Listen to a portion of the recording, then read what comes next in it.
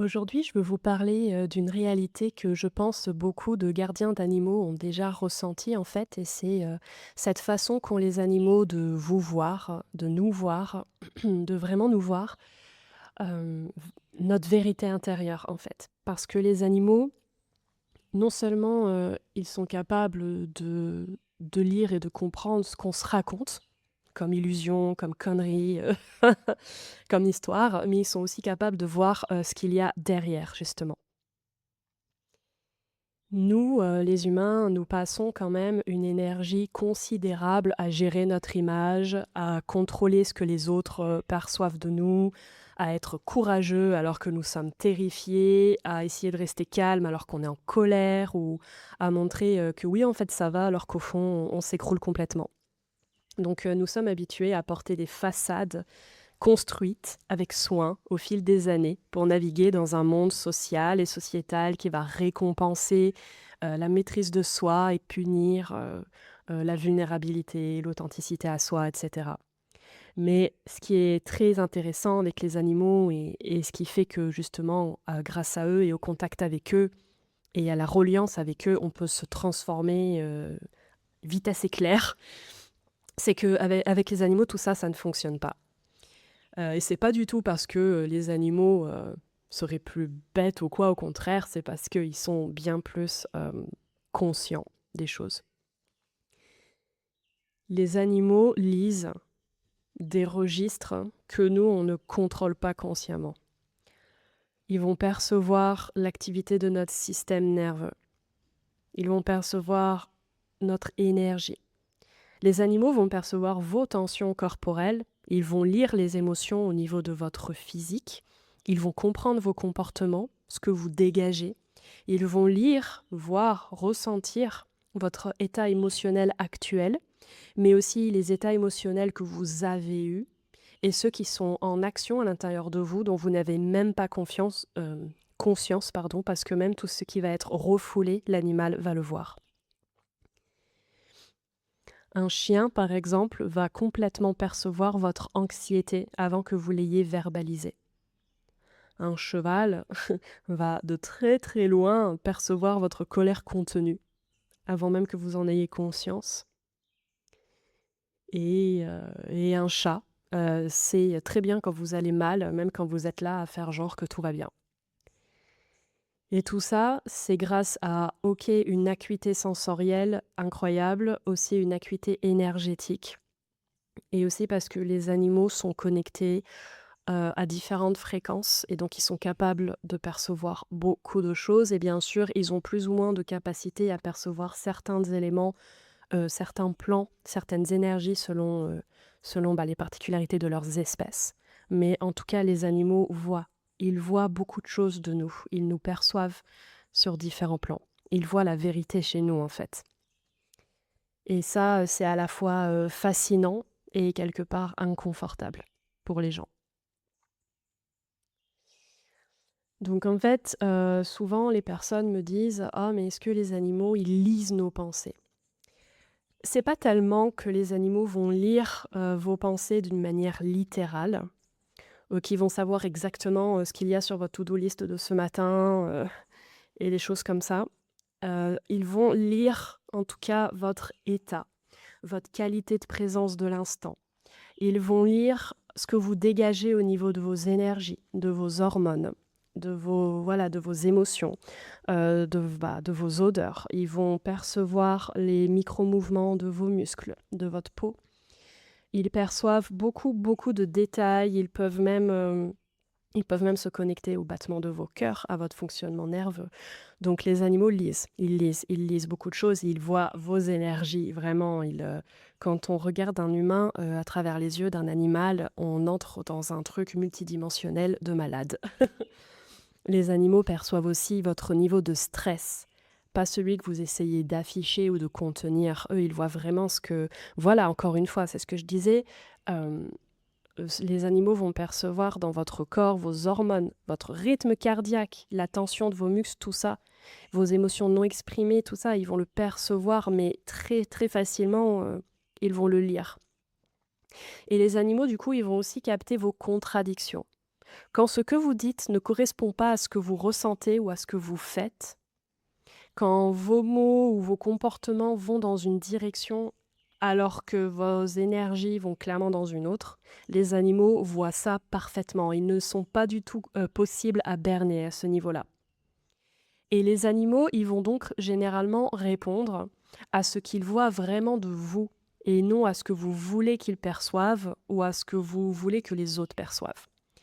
C'est pour ça que, par exemple, pour juste citer un exemple, si, un humain, traverse une forte période de stress, mais qui fait semblant d'aller bien, eh bien, disons cet humain, il a un chien, et ben, ce chien, il va être peut-être, je ne sais pas, peut-être «agité», entre guillemets, «sans raison apparente», parce qu'il va être en réponse au stress de son humain et pas, du coup, au masque et au semblant, faire semblant que son humain met en place.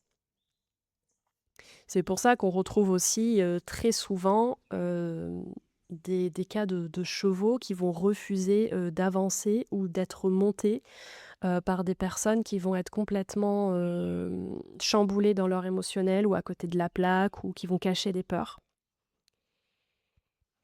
C'est aussi pour ça, que les chats sont réputés pour, se poser sur la personne qui a besoin de réconfort dans une pièce. Les animaux voient ce que vous cachez. Parce que c'est leur nature d'être capable de percevoir ça.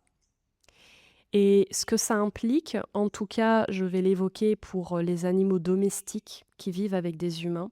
Ce que ça implique, c'est que vos animaux sont des miroirs très intéressants et frappants de vous dans votre vie.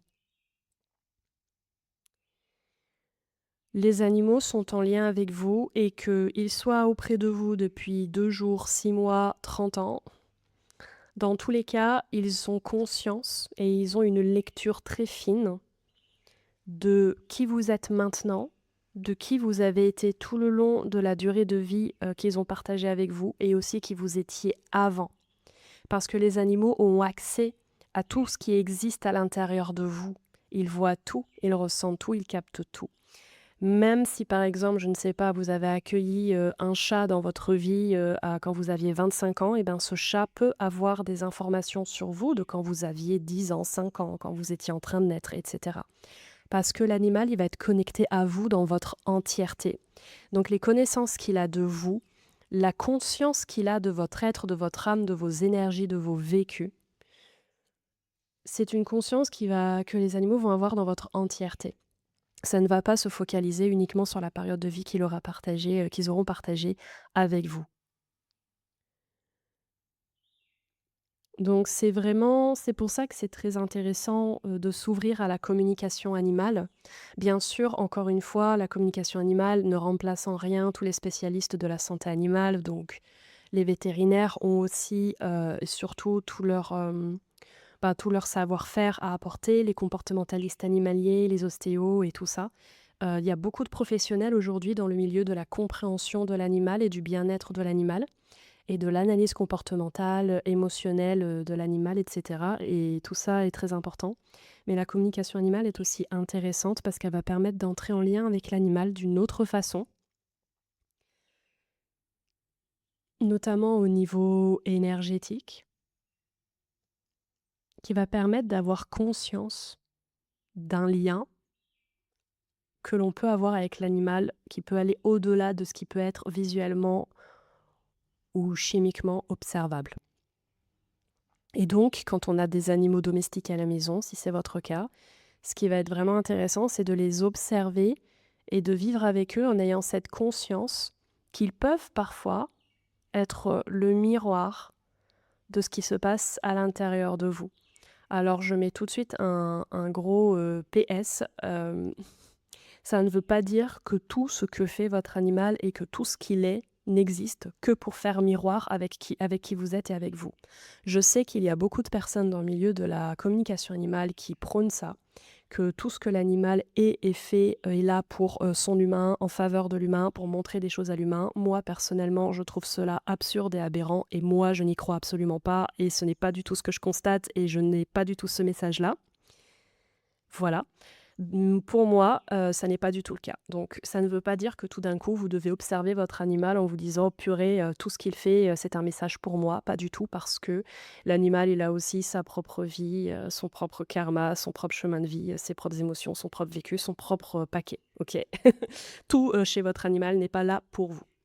Bon, maintenant que ça c'est dit, il n'empêche que les animaux domestiques sont quand même très souvent beaucoup, en miroir, en représentation de ce qui se passe à l'intérieur de leurs humains. Et donc en fait, si vous avez des animaux et que vous vivez avec eux, là, c'est intéressant de voir, comment ils peuvent se comporter, évoluer. Parce qu'en fait, les animaux vont absorber, vont vous renvoyer aussi souvent ce que vous vivez à l'intérieur de vous. Après, les animaux n'ont pas tous les mêmes façons d'exprimer ce qu'ils captent. Différents animaux qui vont capter, je ne sais pas, de l'anxiété, vont pas tous, faire miroir à ça pour leur humain, de la même manière. Donc il ne faut surtout pas essayer de standardiser, les comportements des animaux et ce qu'ils peuvent, exprimer, dégager. Mais c'est intéressant de voir les signes qu'il peut y avoir. C'est pour ça que si votre animal a un comportement soudain, bien sûr, allez consulter toujours un véto, voyez avec des comportementalistes, des spécialistes du comportement animal, et en complément, si cela vous appelle, vous pouvez aussi faire appel à la com animale pour justement, offrir un espace de parole directe, enfin de parole, c'est pas tellement de la parole en fait, mais, d'échange, de communication directe avec votre animal pour voir, ce qu'il y a en dessous. Donc les animaux, et finalement, c'est pour ça que vivre avec nos animaux nous soutient et nous transforme tellement, parce que vivre avec eux, ça va être une invitation à s'observer soi aussi et à se demander: «Tiens, qu'est-ce que mon animal me fait penser et voir sur ce que je peux moi, vivre en ce moment?» Et je trouve que quand on comprend vraiment ça, que les animaux perçoivent ce qu'on cache, ben, ça change la relation que l'on a avec eux et ça encourage à arrêter de faire semblant. J'ai très souvent eu en consultation de communication animale des personnes qui venaient à moi pour me dire, «Voilà, je me sens comme ça, mais je le cache, pour mon loulou parce que je veux pas qu'il prenne mon stress». Le truc, c'est que ça, c'est difficilement possible parce que l'animal, il le voit très bien. Donc en fait, prendre conscience que les animaux vous perçoivent, c'est une occasion pour vous de vivre votre relation à l'animal et à vous-même d'une autre façon, qui vous invite aussi à aller vers plus d'authenticité et d'acceptation de vos états et d'arrêter d'être continuellement dans du camouflage ou dans de la surcompensation. Et donc, finalement, ça nous emmène à être plus authentiques vis-à-vis de nous-mêmes, parce que de toute façon, l'animal vous voit, donc autant être vraiment là tel que vous êtes. Et donc petit à petit, les animaux nous guident, hein, vraiment sur un chemin de d'intégrité vis-à-vis de soi, en fait. Et cet encouragement à l'authenticité, ce truc de, «Écoute, de toute façon, ça sert à rien que tu te foutes, toute cette carapace ou tous ces masques sur la tronche parce que de toute façon, je vois très bien ce qu'il y a derrière». Parce que c'est un effort immense de jouer des rôles, en fait. On ne s'en rend pas toujours compte, mais c'est très demandeur en énergie, en temps, en présence mentale aussi. Et émotionnel. Donc en fait, on s'épuise à jouer des rôles, on s'épuise à porter des masques, et donc quand on a les animaux comme ça qui sont en mode: «Mais en fait, ça sert à rien», tout d'un coup, on tombe dans un état qui comprend que: «Ah ouais, OK, donc toute cette énergie où je m'épuise de faire semblant et d'être autre chose, bah, en fait, je peux juste laisser tomber». Et tout d'un coup, bah, justement, avec les animaux, les masques tombent. Et on récupère de l'énergie, même si au début ça peut faire un peu peur, même si ça peut être inconfortable de se mettre entre guillemets «à nu», il n'empêche que c'est salvateur, que c'est, libérateur, profondément libérateur, et les animaux permettent vraiment ça. Parce que voilà, encore une fois, maintenir une façade, c'est épuisant, et quand on est avec un être qui ne peut pas être dupé par la façade, alors cette façade, on peut la poser, on peut s'en débarrasser. On peut être triste quand on est triste, stressé quand on est stressé, inquiet quand on est inquiet, et ça, sans que ça soit, jugé, analysé, commenté avec les animaux, et c'est pour ça que c'est souvent un soulagement d'être auprès d'eux. Et waouh! En fait, on a le droit de poser ces façades, et en fait, on n'a pas forcément besoin de tout le temps les porter, et je pense que c'est vraiment ça que les animaux nous font beaucoup vivre, et que c'est pour ça qu'ils nous font autant de bien aussi, par rapport à leur qualité. dans ce qu'ils nous permettent dans la vie et la présence avec eux. Mais c'est aussi avec les animaux sauvages quand on va en pleine nature, hein, c'est pas uniquement les animaux domestiques. Donc c'est un sujet vraiment intéressant et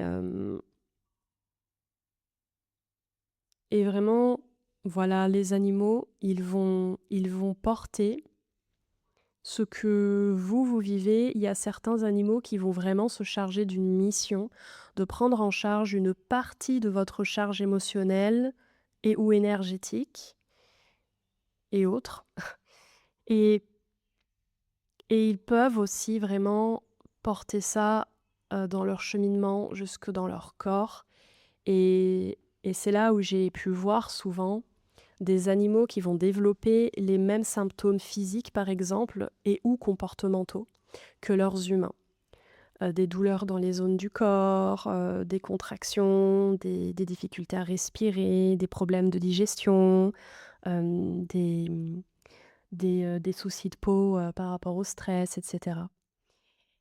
Et et c'est aussi quelque chose que même les professionnels de la santé et du bien-être animal observent de leur côté.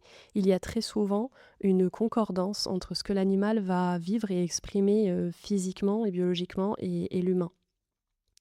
Et donc heu et donc c'est là où ça soulève une question, assez intéressante et qui est, vraiment bien, je pense, quand on commence à s'éveiller à un lien à l'animal, qui est encore plus grand, encore plus profond. Ça soulève cette question qui va être, est-ce que du coup, ce que l'animal exprime va être vraiment pour lui? Ou est-ce que ça va être, en fait, plutôt qu'il exprime quelque chose qui vous appartient à vous?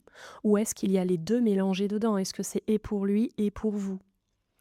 Parce qu'encore une fois, ça n'est pas constamment toujours 100 pour vous, mais ça peut l'être. Comme ça peut ne pas l'être, mais ça peut l'être.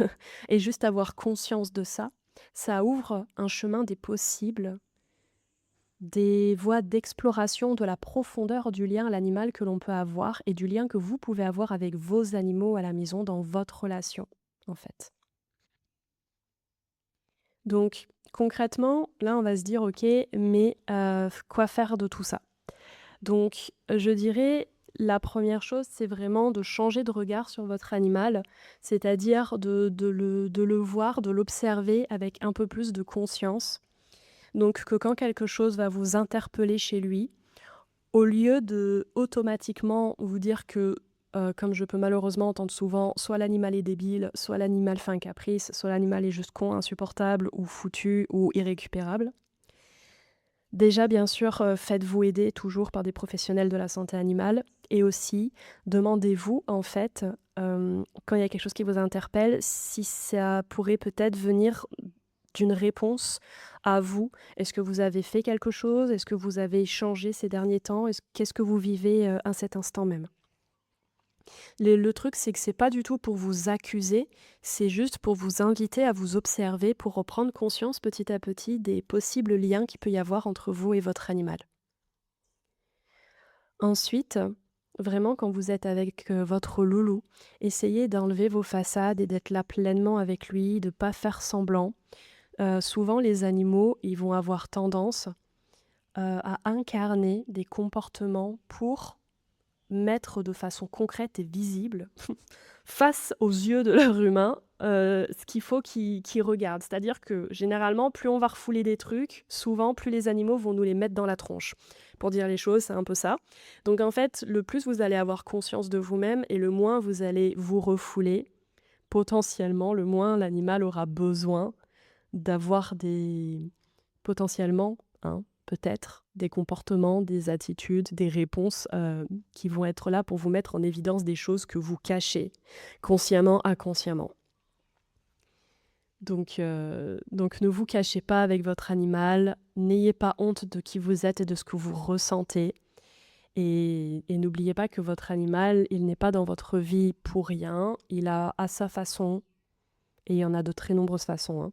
À sa façon, il vous accompagne, il vous montre des choses, il vous aide, il vous soutient et parfois cette aide et ce soutien, ça peut totalement être en vivant des relations très difficiles avec son animal. C'est ce que j'ai vécu et j'en parlerai peut-être un jour quand je serai prête, mais c'est pas de suite.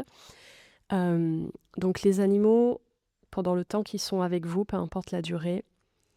Ce sont vraiment des miroirs, oui, mais aussi des catalyseurs de transformation et je ne peux que vous conseiller d'être en lien avec vos animaux ou avec le règne animal d'une manière globale parce que le règne animal sauvage aussi, aide beaucoup. Je ne peux que vous conseiller d'être en lien plus en conscience avec vous-même et avec les animaux. Ce que les animaux voient de nous, même si au début ça fait peur, parce qu'on sait qu'ils nous voient réellement dans notre plus profonde intimité et même dans tout ce qui va être inconscient en nous et caché et refoulé. Ça fait peur, ça peut faire peur et impressionner et gêner, mais en vrai c'est un cadeau. C'est un cadeau parce que c'est une proposition de guérison et de transformation pour vous, mais et aussi pour l'animal. Avec les animaux domestiques, par exemple, souvent, quand l'humain va réussir à avancer, progresser, guérir, se transformer sur des points que son animal peut mettre en avant, l'animal lui-même aussi va potentiellement peut-être aller mieux, changer, se transformer lui aussi selon justement le lien qu'il y avait à ce moment-là par rapport à ce sujet-là avec son humain.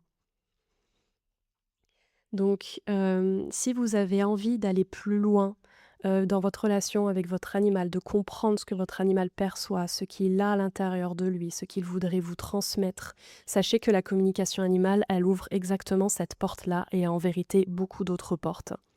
C'est pas juste une question de savoir, ce que votre animal pense de vous d'une manière un peu égotique en mode: «Oh là là, est-ce qu'il m'aime pas? Qu'est-ce qu'il croit de moi ou qu'est-ce qu'il croit pas?» et cetera.